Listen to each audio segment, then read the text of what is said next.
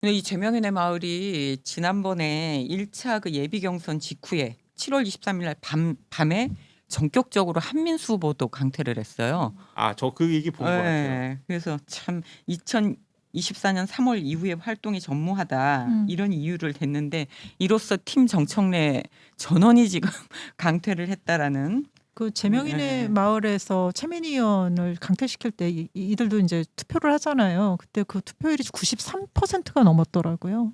사실 이때부터 이제 최민희 의원이 반명이다 이렇게 찍히는 첫 그 발단이 되지 않았을까. 저는 이제 반명이라기보단 이런 느낌이었어요. 이분은 그냥 지금 딴지일보에 많이 그 의존을 많이 하게 계시는데 딴지일보에 따라서 지금 많이 하시는 것 같고 김어준 대표를 많이 좀 따라서 하는 것 같은데 필요할 때 이제 친명이었는데 굳이 지금 자기가 반명을 한다기보단 그 사람들을 따라서 하다 보니까 그냥 자연스럽게 반명의 그 대열에 오르지 않았나. 근데 아마 지금도 본인한테 물으면 자기 아니라고 얘기해요. 부인을 자기는 하겠죠. 저기 친 정청래이지만 그거보다 더 큰 게 친 이재명 대통령이다라고 주장은 합니다. 그런데 이제 친명 의원들은 거기에 대해서 어떻게 반박을 하냐면 자기가 정말 친명이면 대통령이 정청래 전 대표를 불편해하는 것을 이제 누가 봐도 이렇게 드러나는데, 그런데 지금 정청래 대표한테 좀 정치를 그렇게 하시면 안 됩니다라고 이야기를 하기는커녕 조언을 하기는커녕 오히려 그렇게 그 옆에서 그렇게 하는 것이 그거 어떻게 친명이라고 할 수 있겠냐 이렇게 이야기를 하더라고요.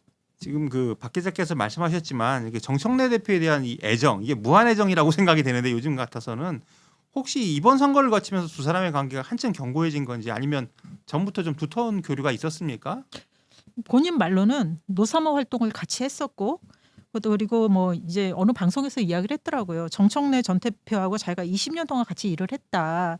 그래서 자기가 민원연 사무총장일 때도 신문법을 같이 만들었고, 그다음에 나중에 방송인 설치법도 같이 했고, 그다음에 정 전 대표가 이제 민주당 지금 당 대표였을 때도 자기가 이제 그 여러 가지로 일을 같이 했는데, 자기가 봤을 때 정청래 대표는 이제 뭐 누구를 빗대서 이야기하는 것 같지만 거짓말을 참 잘하는 사람들하고 달리 굉장히 한결같이 정직하더라. 그리고 또 하나는 자기는 이번 당대표 선거가 이제 차기 대통령으로 가는 그런 저초전이 되어서는 안 되는데, 본인이 생각하기에 김민석 후보는 대통령이 되기 위해서 당대표를 하려고 총리가 되기 전부터 총리를 하면서도 그렇고 계속 내심 그런 거를 갖고 있었는데, 정청래 대표는 안 한다고 이야기하지 않았냐, 대통령 선거 안 나간다고 이야기하지 않았냐, 그러니까 나는 이분을 갖다가 신뢰하고 지지할 수밖에 없다, 이런 식으로 이야기를 했더라고요. 그 이해관계가 좀 있을 텐데 제가 하나 말씀을 드리면 이분이 그 굉장히 필요한 사람한테 잘한다. 그래서 제가 들은 얘기는 이런 겁니다. 이분이 지금 지역구가 남양주 갑이죠. 갑인데 비례를 하시고 이제 남양주로 가신 거잖아요. 근데 예전에 그 박기춘 의원이라고 계셨어요. 그 의원 잘 아시겠지만 이분이 남양주 그 을에서 국회의원이었는데 이분이 그 남양주에 굉장한 그 토호세요. 요즘 말로 하면 요즘이 아니라 옛날 말로 하면 토호고 남양주에서 태어나셨고 남양주가 고향이고 남양주에서 어떤 국회의원의 지역 사무국장도 하셨고 도의원도 하셨고 그다음에 이제 민주당에서 중진 의원을 했거든요. 그래서 원내대표도 하고 이분이 남양주 힘이 센데 이제 그 최민희 의원이 이분한테 굉장히 잘한 거예요. 근데 이분이 무슨 일이 있었냐면 박규춘 의원이 분양대행업자한테 그 정치자금 받아가지고 불법자금 수수로 구속이 되고 재판을 받게 됩니다. 그래서 결국 그것 때문에 의원직이 날아가셨는데 이 재판에 최민희 의원이 모두 참석을 했다고 해요. 이건 이제 그쪽 사람들한테 들은 건데요. 사실 그때 박기춘 의원이 잘한 건 아니잖아요. 어쨌든 불법 자금을 받았기 때문에 그거로 의원직이 날아가신 건데 그 재판이 무슨 시국 사범도 아니고 그래서 얼마나 의리가 있는지는 모르겠지만 그 재판에 꼬박꼬박 오셨다고 합니다. 그래서 그걸 보면은 자기 목표가 생기고 그 공천을 받기 위해서 필요하다면 이렇게 좀 드리는 정성, 이런 집념 이런 건 좀 알아줘야 되지 않을까. 그래서 지금까지 전설의 과방위원장도 되셨지 않을까 이렇게 한번 말씀을 드려봅니다. 그 우리가 정치권의 역학관계 얘기를 했고 지금 그 박 기자께서 말씀하신 것처럼 이제 최민희 의원은 이재명 후보 친명이었는데 지금은 이제 반명으로 분류가 될 수밖에 없는 이런 상황이 됐습니다. 그렇다면 그 최민희 의원이 그 친명의 궤적에서 벗어나게 된 결정적 계기는 어떤 게 있을까요? 그 아까 말씀드렸다시피 뭐 그 제명인의 마을에서 퇴출됐고, 그 다음에 이제 전당대회 치러지면서 이제 뭐 그 김민석 후보를 그 공격을 하고 있고, 심지어 뭐 이제 본인에 대해서 공격을 하는 민주당 사람들에 대해서 뭐 일배 이런 표현까지 했었잖아요. 그러면서 완전히 이제 자리매김을 그렇게 한 거 아닌가. 이번 전당대회를 거치면서 이제 건널 수 없는 강을 건너게 되는 그런 관계인 것 같은데 저는 이런 말도 들었어요. 최민희 의원이 필요하면 워낙 잘하기 때문에 자기가 최고위원회 들어가면 또 바꿀 태세 전환을 할 수 있다 이런 얘기도 있더라고요. 저도 그런 얘기를 들었는데 방송을 하다 보니까 저희가 너무 최민희 의원을 좀 너무 부정적으로만 얘기하는 것 그런 건 같아가지고. 아니죠. 저도 아까 말씀드렸지만 그 집념, 네. 확고한 그 가치관을 지키는 이런 것들은 뭐 굉장히 긍정적으로 평가할 부분이 있다고 생각을 해요. 다만 최근에 그 전당대회 과정에서 보여주는 이런 행동들은 상식적이지 않기 때문에 네. 이걸 우리가 좀 짚고 넘어가자는 네. 차원에서 앞으로 본인이 정치를 계속 할 생각이면 좀 겸손한 모습을 보일 필요는 분명히 있어 보입니다.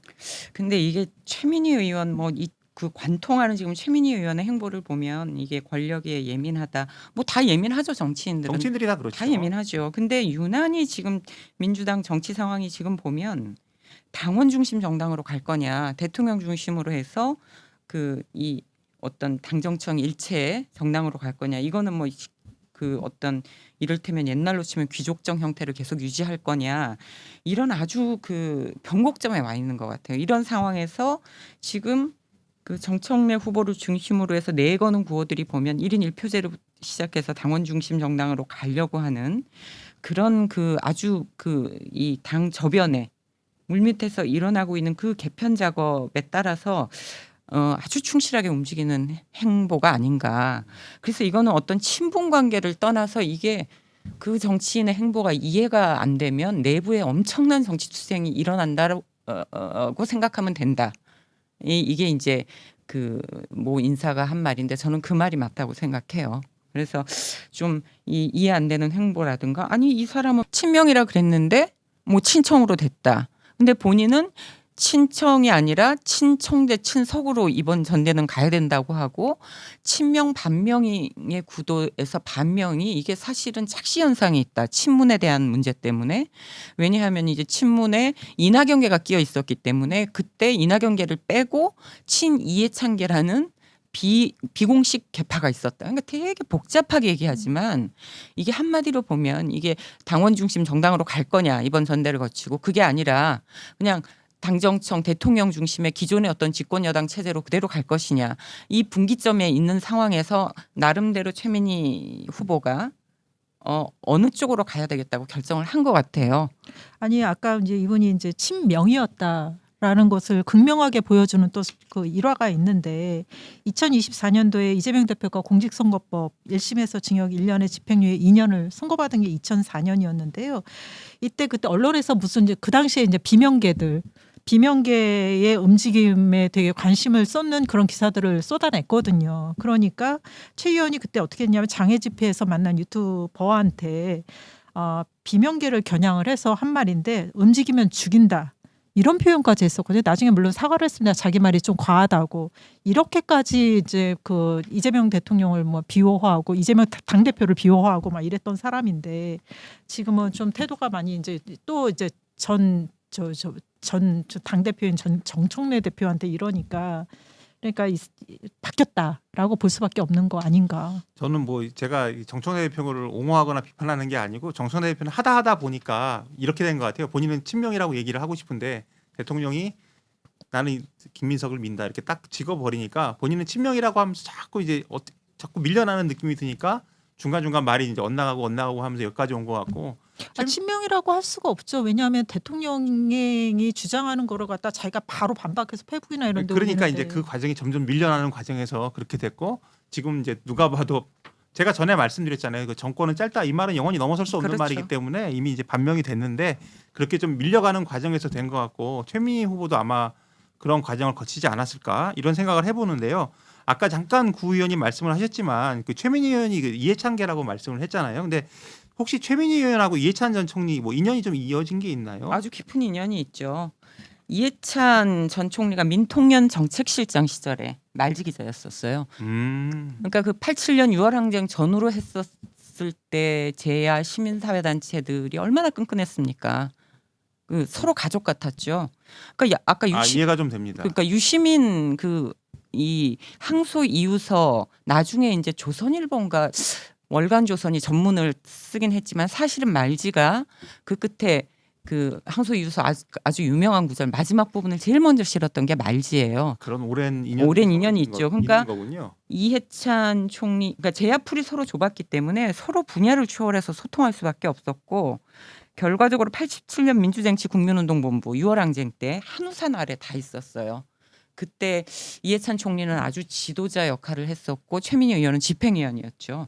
그러다 보니까 그런 인연도 있는 데다가 이 최민희 의원은 언론 개혁을 실행하는 어떤 플랫폼으로서의 민주당의 중요성을 굉장히 강조를 했고 이해찬 총리는 민주당 집권 20년을 강조할 정도로 어떤 민주주의와 정권 교체에 있어서 민주당의 역할을 강조해 온 사람입니다. 그러니까 쭉 수십 년대부터 수십 년 전부터 그런 어떤 의식이 굉장히 긴밀히 이런 정체성을 공유해 온 그런 관계라고 볼 수 있죠. 그리고 그 이해찬 전 총리의 회고록을 이거 대담자로 최민희 의원을 이해찬 전 총리가 아예 지목을 해가지고 그렇게 책이 나왔거든요. 2022년에 그 두 사람의 관계가 얼마나 이렇게 신뢰도 있고 탄탄한지를 보여주는 그런 사례라고 할 수 있습니다.